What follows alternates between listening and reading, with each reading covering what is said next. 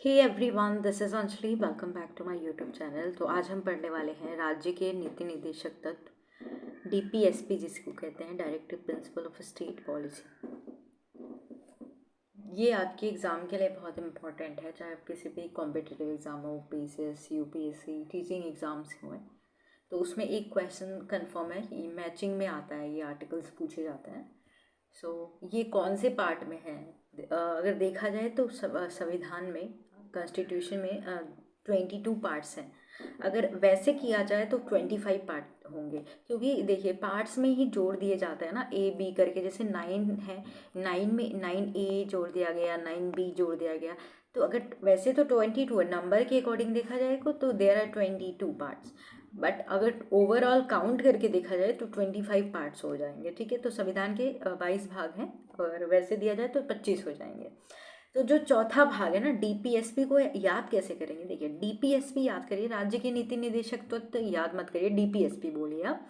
तो डीपीएसपी खुद एक चार है, 1 2 3 4। तो डीपीएसपी खुद जो लेटर्स है इसमें, अल्फ़ाबेट्स हैं, वो चार हैं। अब इससे याद कर लीजिए कि ये चौथे भाग में होगा, चौथे भाग में होगा। और आर्टिकल्स कौन सा होगा? 36। यानी अगर ये चौथे भाग में है तो 40 वाला आर्टिकल इसके अंदर आएगा। अब 40 में से 4 माइनस कर देंगे तो 4 4 का ही खेल है, 4 4 का ही खेल है, समझ लीजिए। तो 4 को अगर माइनस कर देंगे तो 36 से 51, 36 से 51 जो आर्टिकल है, आर्टिकल्स, कौन से आर्टिकल में ये डीपीएसपी आता है, किसमें इसके बारे में लिखा गया है? तो आर्टिकल 36 to 51 आपका डीपीएसपी के अंदर आता है। ठीक है, तो कौन सा पार्ट है ये? संविधान का चौथा पार्ट। क्लियर हो गया होगा। तो देश के शासन में आधारभूत तत्व के रूप में ये शामिल किया गया था। ठीक है, चौथे भाग में, और आर्टिकल्स 36 to 51 ये आता है। देखिए, ये किसी भी राज्य के लिए क्या है, ये बाध्यकारी नहीं होता है। ये किसी भी राज्य को एक निर्देश देता है, गाइडेंस देता है कि वहाँ का जो कानून व्यवस्था है ऐसे होना चाहिए। और ये जरूरी नहीं कि वो राज्य जो है वो इसका पालन करे, यानी बाध्यकारी नहीं होता है। जरूरी नहीं कि ये आप पे दबाव बनाया, मतलब न्यायालय द्वारा आप पे दबाव बनाया जाए कि इसको मानना जरूरी है, ये कानून है, ऐसा मानना जरूर नहीं। ये प्रभाव जरूर डालता है, किसी राज्य के कानून पर प्रभाव अवश्य डालता है, बट ये बाध्यकारी नहीं हो सकता। ये राज्य पे डिपेंड करता है कि ये माने या ना माने। ठीक है, ये क्लियर हो गया आपको? तो ये देखिए, आर्टिकल 36 to 51 है, तो आर्टिकल 36 क्या है, अनुच्छेद 36 क्या कहता है? तो इसमें बेसिकली राज्य की परिभाषा दी गई है। ये राज्य के लिए ही है, तो पहला जो आर्टिकल इसका शुरू होगा ये राज्य के लिए शुरू होगा। तो 36 में ये कहा गया है कि ये राज्य क्या होता है, इसकी परिभाषा दी गई है, जो कि आपने फंडामेंटल राइट में जो पार्ट 3 है, सॉरी, हाँ, उसमें ये पढ़ा होगा। आर्टिकल 12 में आपको ये देखने को मिलेगा। तो राज्य की परिभाषा किस में दी गई है? 36 में। 36 के बाद नीचे आएंगे तो अब ये मैंने बताया कि बाध्यकारी नहीं है। बाध्यकारी का मतलब तो कोई मान नहीं सकता, मतलब बाध्यकारी मतलब जबरदस्ती आप फोर्स नहीं कर सकते कि मान लो, और ना ही आप इसको न्यायालय में ले जाके चैलेंज कर सकते हो इसके आधार पे कि मुझे न्याय नहीं मिल रहा है। जैसे आप फंडामेंटल राइट को लेके चले जाते हो न्यायालय में, सुप्रीम कोर्ट चले जाते हो, कि बहुत सारे केसेस आपको देखने को मिलेगा कि जिसमें, जैसे कि आपने केशवानंद भारती केस देखा, मिनर्वा मिल, ये सारे केसेस आपने देखे हैं। तो आप अपने आर्टिकल्स को, मतलब आपका फंडामेंटल राइट जो होता है, आप उसमें जो अगर किसी भी आपके राइट्स का उल्लंघन होता है तो आप कोर्ट्स में पहुंच जाते हो, आप सुप्रीम कोर्ट पहुंच गए। अब ये सुप्रीम कोर्ट पहुंच गए तो सुप्रीम कोर्ट अब इस बेसिस पे डिसाइड करेगा कि अगर ये आपके फंडामेंटल राइट का उल्लंघन हो रहा है तो वो कुछ करेगा, या तो फिर वो जो फंडामेंटल राइट है, जो मूल अधिकार आपको दिया गया है, उसमें कुछ गड़बड़ी है तो वो क्या कर सकता है, इसको चेंज भी कर सकता है। जैसे वो संपत्ति का अधिकार चेंज किया गया था। तो देखिए, यही नीति निदेशक तत्व तो फंडामेंटल राइट में अंतर है कि जो हमारे मूल अधिकार होते हैं ना, वो उसको हम चैलेंज कर सकते हैं ले जाके, यानी वो वाद योग्य होता है, न्याय योग्य होता है। लेकिन जब नीति निदेशक की बात करते हैं तो ये न्याय योग्य नहीं होता और ना ही वाद योग्य होता है। अब इसका क्या मतलब है? जो मैंने अभी बताया कि चैलेंज नहीं कर सकते और ना ही इसके आधार पे आपको न्याय मिल सकती है, और ये प्रवर्तनीय नहीं होता, इन्फोर्सेबल, यही वही चैलेंज वाला ही है। जबकि मूल अधिकार प्रवर्तनीय होता है, प्रस्तावना भी प्रवर्तनीय होता है, बट ये नहीं होता है। अच्छा ठीक है, अभी मैंने बोला प्रस्तावना प्रवर्तनीय होता है, क्या सही बोला है मैंने? प्रस्तावना प्रवर्तनीय होता है। सो आपका देखिए क्वेश्चन बना दिया ना मैंने रॉन्ग बोला था, मैंने ऑप्शन इसलिए मैंने बोला ना प्रवर्तनीय। जो हमारा प्रस्तावना होता है, प्रियम्बल होता है, वो भी प्रवर्तनीय नहीं होता। पहले उसको संविधान का अंग भी नहीं माना जाता था, लेकिन एक केस आया तो उसको एक अभिन्न अंग माना जाता है। ठीक है, तो हमारा जो प्रस्तावना है वो क्या है, वो भी प्रवर्तनीय नहीं है, न्यायालय द्वारा प्रवर्तनीय नहीं है। ठीक है, और ना ही नीति निदेशक तो क्लियर हो गया आपका, और मूल कर्तव्य भी नहीं होता है। ठीक है, तो आर्टिकल 37 आपको क्लियर हो गया। ठीक है, अब हम बात करते हैं जो हमारे डीपीएसपी है ना, उसको 3 एलिमेंट्स होते हैं, 3 एलिमेंट्स के अकॉर्डिंग आर्टिकल्स को डिवाइड किया गया और क्वेश्चन पूछा जैसे कि गांधीयन एलिमेंट्स क्या, गांधीयन प्रिंसिपल क्या हो गया, फिर सामाजिक न्याय और आर्थिक न्याय के अंदर क्या आता है, बौद्धिक, तो 3 होते हैं बेसिकली। ये मैंने एडिशनल यहाँ पे अंतर्राष्ट्रीय संबंधों के बारे में बताया क्योंकि एक ही आर्टिकल इसमें आर्टिकल 51 आता है, यहीं पे ओवर हो जाता है। सामाजिक न्याय की बात करें तो सामाजिक न्याय आर्थिक न्याय के अंदर के जो आर्टिकल रखे गए हैं, तो आप जब इसके अंदर पढ़ोगे ना तो आपको खुद क्लियर हो जाएगा कि ये सामाजिक और आर्थिक न्याय की बात करने वाले आर्टिकल्स होते हैं। देन गांधीवादी जो थे, गांधीवादी देखिए गांधी कैसे थे, पशुओं के बारे में कहते थे, कुटीर उद्योग को बढ़ावा देने को बोलते थे, पंचायत के बारे में इन्होंने प्रयोग किया था। फिर ये चाहते थे किसी का शोषण ना हो, जो जनजाति हैं पे उसका शोषण ना हो, उनको समान अधिकार मिले। ये सारी चीज़ें आप देखेंगे तो गांधीयन प्रिंसिपल में आपको क्लियर हो जाएगा। बौद्धिक वाले विधि में इसमें शिक्षा के बारे में दिया, जैसे आर्टिकल 45 हो गया। फिर इसमें ऐसी चीज़ें दी गई है जैसे लोगों को बराबरी, आपने देखा होगा इसमें बौद्धिक मतलब इसमें आपको देखा आचार संहिता जो है, यूनिफॉर्म सिविल कोड जो है, सॉरी यूनिफॉर्म सिविल कोड है, वो इसी के अंदर आता है जो आर्टिकल 44 में आता है। 48 में आप देखोगे इसमें भी कॉमन है, जो कुटीर उद्योग है, जो वो गाय वाला है, गौ रक्षा करना है नॉल, पशुओं को मारना नहीं है।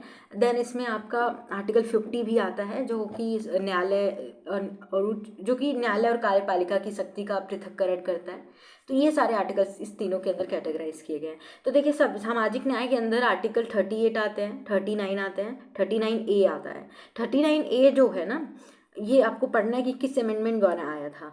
और फिर आपका 41 हो गया, 41 हो गया, 42 हो गया, 43 और 43A हो गया, 47 हो गया। ठीक है, देन गांधीयन प्रिंसिपल में आर्टिकल 40 जो कि बहुत इंपॉर्टेंट है, पंचायत से रिलेटेड, 43 जो कि आपका मजदूरों से रिलेटेड होगा, कुटीर उद्योग का विकास होगा। आर्टिकल 43B जो कि सहकारी समिति का गठन करने की बात की जाएगी, जो कि कब ऐड किया गया था, ये भी पूछा जाता है कि किस अमेंडमेंट द्वारा आया था। एंड देन आर्टिकल 46 इसमें शेड्यूल ट्राइब, शेड्यूल कास्ट की अधिकारों की बात की गई है। 47 इसमें गांधी जी चाहते थे कि लोग मदिरा उदिरा का, नशे पदार्थों का सेवन ना करें। एंड 48 आ जाता है, आर्टिकल 48 में आप देखोगे इसमें आपका 48 में 48A जोड़ा गया था जो कि पर्यावरण से रिलेटेड है, और 48 भी है, 48 जो कि देखा जाए तो इसमें नहीं, हाँ 48, हाँ ठीक है। उसके बाद देखा गया उदारवादी में आपका 44 आता है, यूनिफॉर्म सिविल कोड हो गया। 45 शिक्षा से संबंधित, 48 वही कुटीर उद्योग और गौरक्षा एंड ऑल का। एंड देन आपका 49 आ जाता है। 49 से आप करो फाइन, तो फाइन है, तो फाइन का मतलब क्या है, अपने स्मारकों की रक्षा करना, फाइन होता है, कर सकते हो। एंड 50 जो पृथक्करण है शक्ति का। तो चलिए डिटेल में पढ़ते हैं। ठीक है, सामाजिक आर्थिक न्याय के अंदर जो सिद्धांत आर्टिकल्स दिए गए हैं वो आर्टिकल 38 को पढ़ते हैं। 36 37 हमने ऑलरेडी डिस्कस कर लिया। 38 को 2 क्लॉज में बांटा गया है, 38 क्लॉज 1, 38 क्लॉज 2। ठीक है, अगर ये 38A ऐसे रहता ना, ये अलग से एक आर्टिकल हो जाता है। इसको हम आर्टिकल्स में, जैसे हमने बोला ना 25 ऐसे आर्टिकल्स को भी काउंट किया जाता है। जब मूल संविधान बना था उसमें 395 आर्टिकल्स थे, तो ऐसे भी किया जाता है। तो ये क्लॉज पढ़ते हैं, आर्टिकल 38 भाग 1, आर्टिकल 38 भाग 2, या सब क्लॉज अगर यहाँ पे ये हो जाएगा तो ऐसे, तो सब क्लॉज पढ़ते हैं। तो इसमें दो भाग है, ठीक है, एक और बी, 38 में दो है। तो आर्टिकल 38(1) क्या कहता है कि राज्य क्या करेगा। अभी तक हमने पढ़ा कि बाध्यकारी नहीं होता है, अब राज्यों को क्या दिया गया है कि लोक कल्याणकारी सामाजिक आर्थिक न्याय सुनिश्चित करे लोगों के मध्य। तो ये सुनिश्चित करे, ठीक है, बाध्यकारी नहीं बोला गया, सुनिश्चित करने को बोला गया। फिर दूसरा क्या है आर्टिकल 32, अब देखिए सामाजिक न्याय आर्थिक न्याय सब कुछ कर देगा, अब आय का भी तो स्रोत होना चाहिए, आय के लिए भी तो कुछ करेगा। तो आय का असमानता जो है, लोगों को बराबर रोजगार, बराबर मतलब बराबर आय नहीं मिल रही, सैलरी नहीं मिल रही है जितना वो मेहनत कर रहे हैं, तो बराबर आय सुनिश्चित करना, उनकी प्रतिष्ठा को ध्यान, आय प्रतिष्ठा को ध्यान में रखना, सुविधाएं और अवसरों की असमानता को समाप्त करने का प्रयास करना। सुविधाएं मतलब जो असमानताएं हैं और सुविधाएं दी गई अलग अलग लोगों को दी गई है, वो भेदभाव कम करना।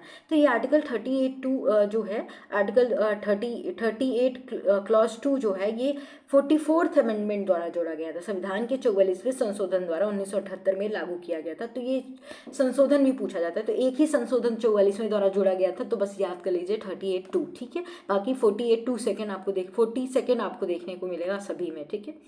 39 की बात करें तो 39 देखिए, 39 में बहुत सारे ऐसे इसके उपभाग हैं, जैसे ABCD, clause A, B, C ऐसे है, ठीक है।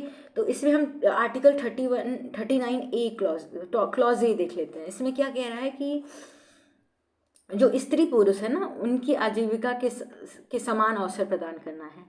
अब इसी से रिलेटेड जुड़ा था, तो इसलिए हम सीक्वेंस में नहीं पढ़ रहे, ABD नहीं पढ़ रहे, हम पहले D कर लेते हैं। D से मतलब इनकम। तो 39D में कहा गया है कि जो फीमेल और मेल है ना, स्त्री पुरुष है, उनको समान कार्य करने के लिए समान वेतन देना चाहिए। और जो इसी में एक केस आया था मिनर्वा मिल केस, जो कि 1980 में सुप्रीम कोर्ट ने कहा था कि जो नीति निदेशक तत्व होते हैं मौलिक अधिकार से भिन्न नहीं होता, मौलिक अधिकार के पूरक होता है, जो कि आर्टिकल 44 में भी कहा गया है, आर्टिकल 14 में भी कहा गया है। और साथ ही जो ये आर्टिकल आप देख रहे हो ना, 39A जो हमने अभी ऊपर पढ़ा ना आजीविका का, ये आर्टिकल जो मिलता है मौलिक अधिकार का, जो आर्टिकल है 19 आजीविका वाला G वाला, 19 क्लॉज 1 सब क्लॉज G के अंदर, ये हम साथ में पढ़ते हैं। क्योंकि देखिए मौलिक अधिकार एक दूसरे से भिन्न तो हैं, बट एक दूसरे से के पूरक होते हैं, समान नहीं होते, एक दूसरे के कॉम्प्लीमेंट्री होते हैं। क्लियर। देन हम देखते हैं सी का मतलब सेंट्रलाइजेशन, सी हम पढ़ लेते हैं, बी भी पढ़ेंगे, सी कर लेते हैं। सी से याद कर लीजिए सेंट्रलाइजेशन। 39C का मतलब होता है केंद्रीकरण, यानी धन का अगर एक ही जगह केंद्रीकरण हो रहा है तो उसका उल्लंघन अगर हो रहा है तो वो ध्यान में रखना है, यानी धन के विकेंद्रीकरण पे ध्यान रहे, मतलब धन का अहितकारी केंद्रीकरण हो रहा है तो उसको निषेध करना है, उसको खत्म करना है। और धन का संकेंद्रण जो है आम जनता के जो जनता है उसके विरुद्ध ना हो, तो ये बात की गई, सेंट्रलाइजेशन याद कर लीजिए। फिर बी से याद करेंगे हम, आर्टिकल 39B की बात करें तो इसमें बी से भौतिक ऐसे लिखते हैं ना, मतलब बी से याद करें भौतिक। तो राज्य भौतिक संसाधनों के स्वामित्व को इस प्रकार सुनिश्चित करेगा कि उसका वितरण न्यायपूर्ण संभव हो, ठीक है। फिर बात करेंगे, हमने डी भी देख लिया, डी में हमने क्या बोला था, इनकम, फीमेल और मेल को मतलब महिला और पुरुष को समान वेतन समान कार्य के लिए। अब ई से याद करोगे, इफिशियंसी ही दक्षता होती है, क्षमता होती है। तो जो महिला और पुरुष है राज्य के और बच्चे जो अपनी क्षमता से अधिक ना कार्य करने पाए, ऐसी व्यवस्था सुनिश्चित करना, मतलब जितनी इफिशियंसी है जितना वो कर सकते हैं उतना कार्य कर सकते। तो ई से याद कर लेना आप, जैसे कि चिकित्सा सहायता आयुष्मान योजना शुरू किया गया है। आर्टिकल 39 क्लॉज F की बात करें, F से याद कर लीजिए फेवरेबल इन्वायरमेंट, मतलब एक ऐसा वातावरण तैयार करना जिसमें युवा गरिमामय जीवन के लिए अपनी क्षमता विकसित कर सके। और ये जोड़ा गया था, देखिए मैंने ज़्यादा से ज़्यादा बोला ना कि सभी 42वें संविधान संशोधन द्वारा जोड़े गए हैं, तो ये जोड़ा गया था 42nd अमेंडमेंट द्वारा 1976 में। और जबकि 38 का बी जो 38 का 2 जो बोला था मैंने, जिसमें क्या कहा गया था कि राज्य समान आय और समान वेतन सुनिश्चित करेगा लोगों के मध्य, तो ये जोड़ा गया था 44 अमेंडमेंट, जो कि 1978 में जोड़ा गया था। और ये जो आया था 39F, ये 1976 में जोड़ा गया था। तो इसमें ऐसा मतलब मिड डे मील प्रोजेक्ट जो है, अभी PM पोषण योजना जो नाम रख दिया गया, तो इस तरीके से बात की गई। अब इसमें एक और आर्टिकल है, आर्टिकल 39A इंडिविजुअल एक आर्टिकल है। आर्टिकल 39A में क्या कहा गया है कि राज्य निःशुल्क विधिक सहायता उपलब्ध कराएगा ताकि गरीबों को अन्याय का शिकार ना होना पड़े। यानी ऐसा ना हो कि जो गरीब हैं या निम्न वर्ग हैं उनको न्याय ना मिल सके, और महिलाएं जो हैं उनको उनको न्याय नहीं मिल पाए, तो महिलाओं का उत्थान करना इसमें है, ठीक है, ए से। एंड आर्टिकल, अब हम 40 नहीं देख रहे हैं क्योंकि अभी हम सामाजिक आर्थिक न्याय की बात कर रहे हैं, तो इसके अंदर हम आर्टिकल 41 देखेंगे। आर्टिकल 41 में क्या कहा गया, मान लीजिए कुछ ऐसी कंडीशन आ जाती है जिसमें कोई लोग बीमार हो जाते हैं, अस्वस्थ हो जाते हैं, किसी वजह से हॉस्पिटलाइज हो जाते हैं या बूढ़े हो जाते हैं, तो कुछ दशाओं में व्यक्ति को काम पाने का अधिकार होगा। यानी जो बेरोजगार हैं उनको काम पाने का अधिकार है, जो बीमार है उनको घर पे काम करने का अधिकार होगा, जो बूढ़े हो गए हैं वो शिक्षा पाना चाहते हैं तो उनको शिक्षा देने का अधिकार होगा। तो मान लीजिए आप 40+ हो गए हैं तो यही कंडीशन आती है, जनरली देखा जाता है। तो इस दिशा में क्या करेगा राज्य जो है, राज्य लोक सहायता उपलब्ध कराएगा। जैसे कि प्रौढ़ शिक्षा अभियान चला था, एग्जाम्पल देखा जाए, मनरेगा देखा गया था, लोगों तक रोजगार लेके गया गया था, तो एग्जाम्पल्स के थ्रू समझ सकते हैं। देन आर्टिकल 42 देखिए, सिमिलर ही है थोड़ा बहुत, इसमें फीमेल की बात की गई है, और जो न्यायोचित और मनोचित दशाएं हैं इसमें ह्यूमैनिटी की बात की गई है। ये सुनिश्चित करना कि लोगों को न्यायोचित और मनोचित दशाएं सुनिश्चित करेगा राज्य। जैसे कि कोयले की खदान में 6 से 5 घंटे तक कार्य करने के लिए समय निर्धारित किया गया है।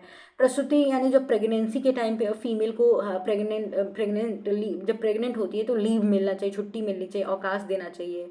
मैटरनल लीव जो होती है 26 सप्ताह की छुट्टी होनी चाहिए। और जो ऑफिस या जहीं भी वो वर्क करती है वहाँ पे क्रैच होना चाहिए। क्रैच मतलब एक चाइल्ड केयर होना चाहिए जहाँ पे बच्चे को रख सकती हैं, अगर बेबी छोटा है लेकिन काम पे आ रही हैं तो ये होता है 42। 43 इज़ वेरी इंपॉर्टेंट, और ये आपका देखिए सामाजिक में भी आता है और गांधीयन में भी आता है, गांधीयन प्रिंसिपल, गांधीयन एलिमेंट में भी आता है। क्यों? इसमें देखिए कुटीर उद्योग की भी बात की गई है। इसमें कुटीर उद्योग, और गांधी जी कुटीर उद्योग की समर्थक थे, जैसे चरखा उद्योग चलाने के लिए बोल रहे थे कि लोग स्वावलंबी होंगे, इंडिपेंडेंट होंगे, तो राज्य निर्वाह से मजदूरों को सुनिश्चित करेगा, निर्वाह मजदूरों को सुनिश्चित करेगा और कुटीर उद्योगों का विकास करेगा, आर्टिकल 43 में कहा गया था, ठीक है। देन इसी में एक और आर्टिकल जोड़ा गया, आर्टिकल 43A और आर्टिकल 43B। आर्टिकल 43 अब मजदूरों से जुड़ा है, तो ये भी 42nd अमेंडमेंट में 1976 में लाया गया है। इसमें उद्योगों के प्रबंधन के मामलों में जो कर्मचारी होंगे या मजदूर होंगे उनकी भागीदारी दी जाएगी, ठीक है। ये अब 43B में क्या है, 43B में जो है संविधान का भाग 9 है ना, भाग 9 में अभी बी जोड़ा गया था, ठीक है, भाग 9 में भी बी जोड़ा गया था, जो कि एक सहकारी समिति का गठन की बात करता है। तो सहकारी समिति का गठन की जो बात करता है ये 2011 में जो 19th अमेंडमेंट हुआ था उसमें जोड़ा गया था। तो आर्टिकल 43B वो भी देखेंगे आप। तो 47 देख लेते हैं, आर्टिकल 47। 7 से याद कर लीजिए, सेवन नहीं करना चाहिए। किसका सेवन नहीं करना चाहिए? जैसे कि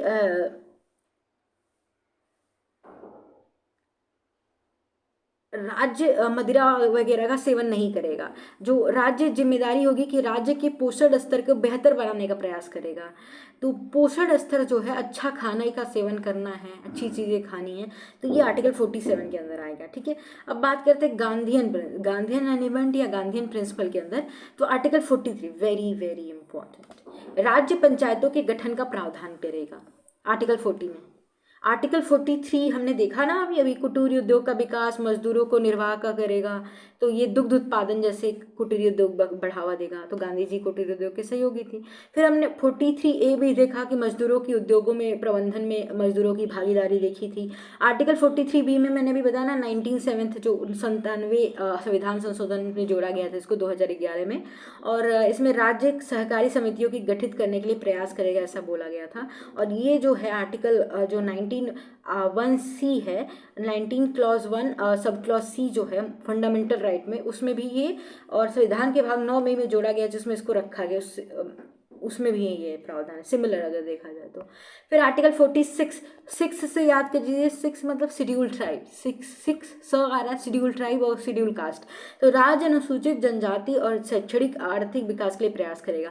जो राज्य के शेड्यूल ट्राइब और शेड्यूल कास्ट है उनके शैक्षणिक, एजुकेशनल और इकोनॉमिकल डेवलपमेंट की प्रयास करेगा। और ये मौलिक अधिकारों में भी बात की गई है, तो ये सिमिलर देखने को मिल रहा है ना, कॉम्प्लीमेंट्री है, पूरक है एक दूसरे के। तो आर्टिकल 15 क्लॉज 4 में और 15 क्लॉज 5 में, आर्टिकल 16 क्लॉज 4 में भी ये आता है, ठीक है। आर्टिकल 47 की बात करें तो अभी हमने ऊपर देखा ना, सेवन सेवन नहीं करेगा, पोषक आहार सेवन करेगा, पौष्टिक आहार सुनिश्चित करेगा कि सभी को अच्छा अच्छा खाना मिले, जैसे मिड डे मील देखा जाए। तो राज्य नशीले पेय पदार्थों के सेवन पर रोक लगाएगा। तो राज्य देखिए, गांधी जी मदिरा निषेध की बात कर रहे थे, तो गांधी जी और फिर ये राज्य क्या करेगा, लोगों को अच्छा खाना अच्छा सुनिश्चित कराएगा।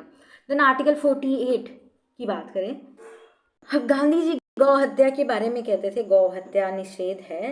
तो 48 में एक और चीज कही गई है, अभी हमने देखा ऊपर, आई थिंक नहीं देखा है। 48 में ये गांधी जी ने कहा है कि जो राज्य है गाय, बछड़े और दुधारू पशुओं के वध पर रोक लगाएगा। इसका कारण धार्मिक आधार नहीं बताया था इन्होंने, बल्कि आर्थिक आधार के लिए। देखिए, लाइफ स्टॉक जो होता है ना, जैसे दुग्ध उत्पादन, अगर अगर हम इन सब चीज़ों को रखते हैं ना, तो जो हमारा प्रोडक्शन होगा दूध का, जो पशु हैं अगर उनसे हमें फ़ायदा मिलेगा, उसको बेचेंगे, क्योंकि डेयरी में उसका अगर देखा जाए तो दूध का बहुत ज़्यादा उपयोग होता है। दूध दही आजकल लोग बहुत खाते हैं, बिक्री होगी, देश विदेश में भी जा रहा है। तो हमारा मदर डेयरी, तो ये सब चीज़ें इसलिए बोली थी, धर्म के आधार पर नहीं कि हिंदू धर्म को फेवर कर रहे हैं, ऐसा कुछ नहीं था। इनका मतलब था इकोनॉमी बढ़ेगी, हमारे आर्थिक विकास होगा। ठीक है, 48 सॉरी। देन आते हैं अंतर्राष्ट्रीय संबंधों के आधार पर। देखिए, अंतर्राष्ट्रीय संबंधों के आधार पर तो ऐसा कुछ है नहीं, आर्टिकल 51 बस याद कर लीजिए। इसमें देखिए अंतर्राष्ट्रीय संबंधों के बारे में बताया, इसमें 4 पार्ट हैं, जिसमें से 4 भाग दिए गए हैं। आर्टिकल 51 में कहा गया कि राज्य अंतर्राष्ट्रीय सुरक्षा और शांति को बढ़ावा देने का प्रयास करेगा। आर्टिकल 51 क्लॉज 2 में राज्यों के साथ न्यायपूर्ण और समानपूर्ण व्यवहार किया जाए, सुनिश्चित किया जाए। आर्टिकल 51 सब क्लॉज 3 में कहा गया है कि राज्यों के मध्य व्यवहार अंतर्राष्ट्रीय, यहाँ पे सब में अंतर्राष्ट्रीय सुरक्षा शांति व्यवस्था देखने को मिलेगा। फिर आर्टिकल 51(4) में कहा गया कि आपसी विवादों को निपटारे के माध्यम से करेगा। तो इतना डिटेल में नहीं पूछता, बस आर्टिकल 51 पूछ लेता है, तो अंतर्राष्ट्रीय संबंधों से जुड़ा है। नेक्स्ट बात करेंगे हम उदारवादी। ठीक है, लिबरलाइजेशन जब आपने पढ़ा होगा ना, उसी में लिबरल, तो ये आपने देखा होगा कि उदारवादी बौद्धिक सिद्धांत के आधार पर हम एलिमेंट्स देखेंगे। आर्टिकल्स कौन कौन से आते हैं। Article 44 is very important, because अभी ये न्यूज़ में था। राज्य समान नागरिक संहिता, जो यूनिफॉर्म सिविल कोड है ना। देखिए, आज़ादी से पहले तो गोवा में ये पहले से था, पुर्तगाली के समय में, लेकिन अभी उत्तराखंड में लगाया गया है। ठीक है, लेकिन इसमें जेंडर जो है ना, यूनिफॉर्म सिविल कोड क्या होता है, जिसमें बेसिकली एक ही कानून सबके लिए, चाहे कोई भी धर्म हो, विवाह का कानून हो, कुछ भी हो, तो एक ही कानून हो सबके लिए। लेकिन इसमें ना देखिए, इसमें ना जनजातियों को ST SC को, सॉरी, जनजातियों को छोड़ दिया गया, जनजातियों के लिए नहीं है उत्तराखंड में। और जो ट्रांसजेंडर उनके लिए नहीं, क्योंकि जनजाति विद्रोह कर रहे थे। कोई भी अपने कल्चर में अगर चेंज आता है, जिस तरीके से वो विवाह करते हैं, उसका विरोध करेंगे। जैसे देखिए, अगर हिंदू मुस्लिम में देखा जाए, ट्रिपल तलाक है, हिंदू विवाह अलग है, तो वो विवाह की जो पद्धति है, सेम मैरिज कानून जो है वो उस तरीके से है। तो उत्तराखंड लागू करेगा, आज़ादी के बाद अगर लागू करने वाला राज्य है तो उत्तराखंड, अभी तक किसी भी राज्य में लागू नहीं हुआ। ठीक है, और पहले जो हुआ था गोवा में। ठीक, ये यूनिफॉर्म सिविल कोड है 44। अब देखिए, यूनिफॉर्म सिविल कोड कैसे याद करेंगे, अरे खुद तो यूनिफॉर्म है ना ये, 44 समान ही तो है, 4 तो यूनिफॉर्म तो याद हो गया। ठीक है, जैसे 3 तलाक का मामला हो गया। देन आते हैं और 1954-56 के बीच में ना हिंदू मैरिज एक्ट लाया गया था। ये इंपॉर्टेंट है, ये पढ़ लेना है, हिंदू मैरिज एक्ट। ठीक, आर्टिकल 45 में आपको शिक्षा का पता था, इसमें चेंज किया गया था। तो इसमें जो प्रावधान था 6 से 14 वर्ष बच्चों की शिक्षा का, वो आर्टिकल 21 अब फंडामेंटल राइट बन गया है, पूछा जाता है। तो अब ये नीति निर्देशक नहीं है, फंडामेंटल राइट बन गया आर्टिकल 21 ही। 86 अमेंडमेंट हुआ था जो 2002 में हुआ था। तो 66वें संविधान संशोधन 2002 द्वारा इसको 21A में जोड़ दिया गया था। ठीक है, जीने के अधिकार में। तो आर्टिकल 45 में अब क्या प्रावधान है कि राज्य 6 वर्ष तक की आयु के बच्चों के लिए स्वास्थ्य और शिक्षा का प्रावधान करेगा, जैसे टीकाकरण, आंगनबाड़ी योजना, इंद्रधनुष योजना, इसके एग्जाम्पल्स हो गए। आर्टिकल 21 मैंने ही आपको बता ही दिया, 6 से 14 वर्ष के बच्चों को फ्री और अनिवार्य शिक्षा। 47 अभी मैंने बताया, सेवन करना, ये भी इसी के अंदर आता है। सेवन मतलब ये सामाजिक न्याय व विविध भी में भी शामिल है लोगों को पोषाहार स्तर, जीवन स्तर को ऊंचा करने के, लोक स्वास्थ्य को प्राथमिक कर्तव्य मानना, मादक प्रतिषेध लगाना। तो ये आपको समझ आ गया सेवन में क्या है, अच्छा खाना, अच्छा पीना और खराब चीज़ों का सेवन नहीं करना एंड ऑल। हो गया, ठीक है। 48 अभी मैंने ऊपर गांधीयन में भी बताया, इसमें भी बताया। तो इसमें वही है, कृषि पशुपालन के संबंध में आधुनिक वैज्ञानिक तकनीकी पद्धति को बढ़ावा देना। और गांधी जी ने कुटीर उद्योग को बढ़ावा देने की बात कही थी, कृषि का संगठन को स्थापित करना, ये आर्टिकल 48 में। आर्टिकल 41(8)(a)(1) में है कि 42वें संविधान संशोधन द्वारा जोड़ा गया था 1976 में। इसमें क्या बोला, वेरी वेरी इंपॉर्टेंट, ठीक है, ये वेरी वेरी इंपॉर्टेंट है। तो पर्यावरण संरक्षण, संवर्धन, वन्य जीव का संरक्षण करना 48A में, ठीक है, जोड़ा गया था 42वें संविधान संशोधन द्वारा। और जैसे कि राष्ट्रीय वन नीति आई थी 1988 में, NGT आया था, नेशनल ग्रीन ट्रिब्यूनल 2010, हाथी परियोजना, ये सब चीज़ें हैं। आर्टिकल 49 को मैंने बताया था फाइन, भाई 9 है तो फाइन, अच्छा इट्स फाइन ना। हम अगर अपनी स्मारक जो है, हमारी स्मारकें हैं, मोनूमेंट्स है, वस्तुएं हैं, उसका संरक्षण करेंगे, जैसे ताजमहल हो गया, हम जो हमारे जो विजिटिंग टूरिस्ट प्लेसेस का संरक्षण करेंगे, तो इट्स फाइन, कर सकते हैं, ऐसे याद करें, फाइन, इट्स 9, ठीक है। Article 50 very very important and very easy. Article 50 में क्या कहा गया कि कार्यपालिका और न्यायपालिका का पृथक्करण किया जाएगा। आर्टिकल 51 मैंने बता ही दिया आपको क्या था, इंटरनेशनल रिलेशन की बात की है, शांति व्यवस्था कैसे बनाना है, ये सब। तो अभी आपको समझ आ गया कितने अमेंडमेंट हुए थे। देखिए, पहला तो 38(2) जोड़ा गया था, ये 44th अमेंडमेंट जोड़ा गया था। बाकी अगर देखा जाए तो 42nd अमेंडमेंट से ही सभी जुड़े हैं। बस एक अगर हुआ है तो वो है 97th अमेंडमेंट जो हुआ था, जो सहकारी समिति जुड़ी थी 43B में। ये बस एक अमेंडमेंट जो है ये 2011 में किया गया था। और एक और है 86 अमेंडमेंट जो किया गया था, उसमें कुछ नहीं है, वो तो वो आर्टिकल 21A में हुआ था। बाकी अगर आर्टिकल 45 पढ़ा जाए तो वही 0 से 6 वर्ष के बच्चों के लिए स्वास्थ्य, अच्छा भोजन, ये व्यवस्था करना। अमेंडमेंट समझ हो गया आपको क्या क्या अमेंडमेंट हुआ था? तो आई होप आपको ये क्लियर हो गया होगा। तो हम नेक्स्ट वीडियो में इसके जितने भी PYQ है ना, चाहे वो UPSC IAS के एग्ज़ाम के हुए, PCS एग्ज़ाम के हुए, MPPCS, छत्तीसगढ़ या BPSC teaching exam, what ever exam है ना, सबका कवर करेंगे। सो आपको क्लियर हो जाएगा।